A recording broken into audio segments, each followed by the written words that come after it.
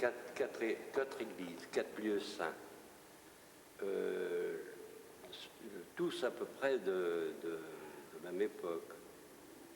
La première qui a été faite, c'est Saint-Hilaire du château, c'est-à-dire c'était la chapelle particulière du château.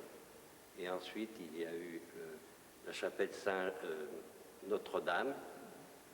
Tout ça était de la même époque, quoi. Et Saint-Jean, la chapelle Saint-Jean. Et Saint-Nicolas est venu en dernier, je ne peux plus vous dire les dates. Nicolas, la seule qui restait, qui avait subi. Autrement, tout avait été détruit pendant la Révolution, quoi. Mais c'est un livre d'histoire, mais pour bien raconter l'histoire, il faut la connaître et en être sûr. Tous ces vitraux que nous venons de voir ont été faits à l'époque de l'abbé Morillon. Il est question de 1887, c'est-à-dire que les vitraux n'ont pas été posés tous en même temps. Ce sont des offres qui ont dû être faites par monsieur. Celui-ci qui est devant mes yeux porte O.P. Tous ont un nom signé d'une personne qui a dû payer le vitrail.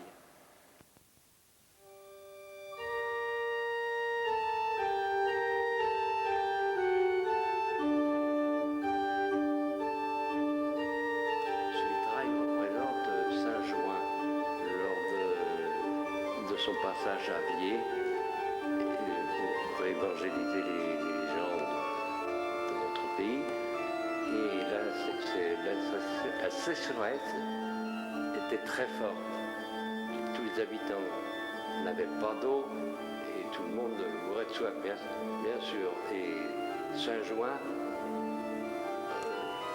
enfonce fait avec son bâton pris d'avoir de l'eau et l'eau a jailli immédiatement.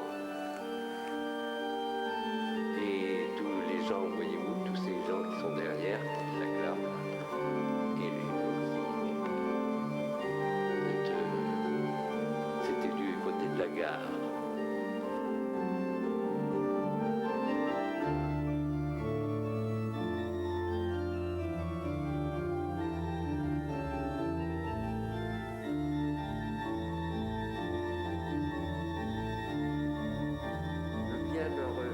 De Bruges, évêque de 1278 à 1217, en tournée pastorale, fut mal reçu par les habitants de Vier. Il repart de Vier et il prit au pied d'une croix en maudissant les habitants. Et la croix se serait courbée à cet instant. Légende de la chapelle Saint-Martin. À la bataille de Vier, qui a eu lieu le 18 juillet 1793, les soldats de la République sont en fuite.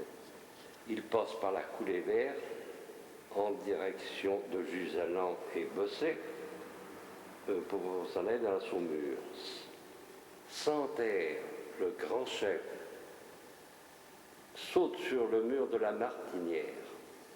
Les Vendéens, l'oiseau, c'est l'oiseau, Renoux et Forêt sont sur le point de le prendre. L'oiseau va le toucher de son sabre.